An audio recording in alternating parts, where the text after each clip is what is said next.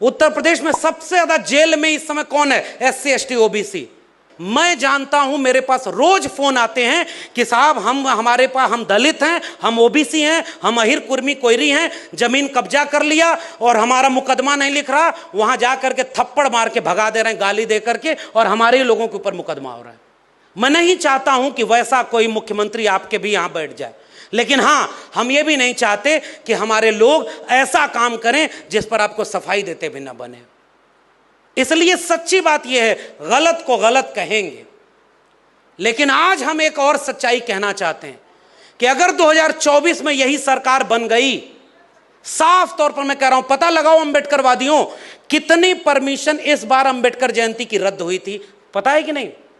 उत्तर प्रदेश में आके देखिए, मेरे पास कम से कम 2 दर्जन परमिशन भेजी गई कि अंबेडकर जयंती मनाने की परमिशन मांगी थी, रद्द कर दिया।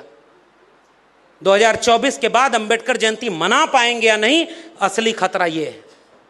अगर 2024 के बाद 2025 में उन्होंने अपना वाला भारत बना लिया, तो हम आपस में शिकायत तो करते रह जाएंगे, और करनी भी चाहिए। जैसे मैं ओबीसी की शिकायत कर रहा हूं सामने खड़े होकर कि ओबीसी में तमाम जातियों को एकजुट होकर के हमें एक बड़ी एका बनानी होगी। और बार बार क्यों हम जगदेव बाबू रामस्वरूप वर्मा की बात करते हैं? क्योंकि उन्होंने 90% की बात की थी, बस हमारी नाक लंबी हो गई और दिल छोटा हो गया। जिन जातियों की जिम्मेदारी ज्यादा है, मेरे उत्तर प्रदेश में मैं बात बोलता हूं, आपके यहां आप अपने ढंग से जोड़िए, हमारे यहां 3 जातियां ओबीसी की ताकतवर हैं, अहिर कुर्मी कोयरी। आपके यहां कौन है मुझे नहीं पता, जोड़िएगा। मेरे मन में ख्याल आता है कि हम 3 जातियों के लोग अगर संख्या में ज्यादा हैं, आपने मौका ज्यादा उठाया है, आपके पास जिम्मेदारी भी ज्यादा है, 2 कदम पीछे आइए और एक सबसे पीछे खड़े अपने अति पिछड़े साथी को कंधे पर बिठाकर आगे खड़े करिए, तब जाकर के एक बड़ी एका बनेगी। मैं ये बात कबूल करता हूं कि हमने ओबीसी को एकता बनाने में नाकाम हासिल किए, और यही काम शेड्यूल कास्ट में हुआ है। शेड्यूल कास्ट में भी जो जातियां संख्या में ज्यादा हैं, जिनके ज्यादा कर्मचारी हो गए, अब उनकी भी जिम्मेदारी है कि 4 कदम पीछे उठ करके इस मंच को बनाइए। अभी ये निर्देश बहन अगर यहां न बैठी होती तो ये मंच केवल पुरुषों का मंच था।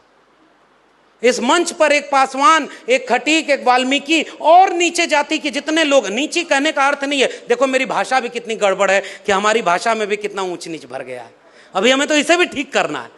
हम सारे लोगों में बहुत सारी कमियां हैं, हम अपनी भी कमियां दुरुस्त करेंगे और हम दूसरे के लिए भी आलोचना को स्वीकार करेंगे। मगर आखिरी बात, जाते जाते वक्त बहुत हो गया, अंबेडकर जयंती मनाने का तकाजा ये है, वही बात है ना कि अगर टुकड़ों में बटे रहे। मैं एक किस्सा इस बार बहुत सुनाया, अंगूर खरीदने गया तो मेरे पिताजी को मैंने कहा कि ये अंगूर मैं 10 रुपए किलो खरीद के ले आया, कम पैसे में ज्यादा अंगूर ले आया। बिजनेस करना अच्छा आता है, आशीर्वाद दीजिए प्रधानमंत्री बन जाएं, बिजनेस करके पूरा देश ही बेच दें, बोले ऐसे। उन्होंने कहा कि दूसरा अंगूर कैसे था? मैंने कहा वो 20 रुपए किलो था, बहुत महंगा था। उन्होंने कहा क्यों महंगा था? मैंने कहा कुछ नहीं, देखने में वैसा ही था लेकिन गुच्छे में लगा हुआ था। उन्होंने कहा कुछ समझे? मैंने कहा नहीं। उन्होंने कहा कि अगर गुच्छे में रहोगे तो औकात ज्यादा रहेगी, अगर टुकड़ों में बिखर गए तो ऐसे ही औने पौने दाम पर खरीदे और बेचे जाओगे। आज हमारे लोगों में तमाम चीजें करने की जरूरत है, लेकिन एक काम करने की जरूरत है, किसी तरह वो गुच्छा न टूटे। भाई मारे सभी जाओगे। मैं अहिर जाति से आता हूं ना, इस सभागार में भी कुछ अहिर लोग होंगे ना, और अपने नाम पर बोल रहा हूं रिस्क लेते हुए।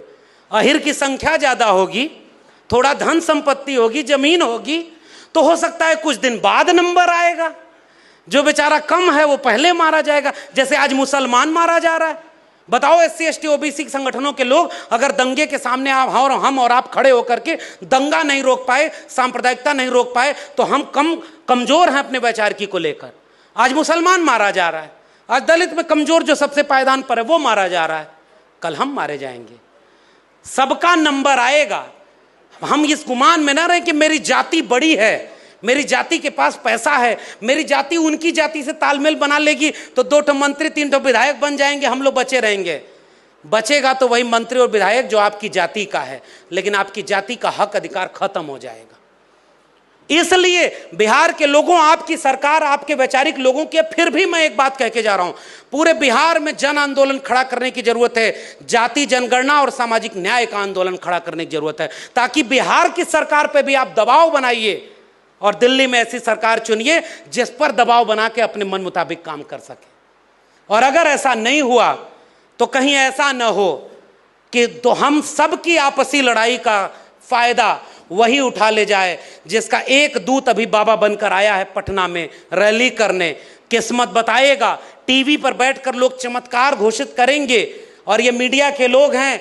मैं तो आज भी कह रहा हूं कि असली मीडिया तो ये यूट्यूब चैनल है भाई।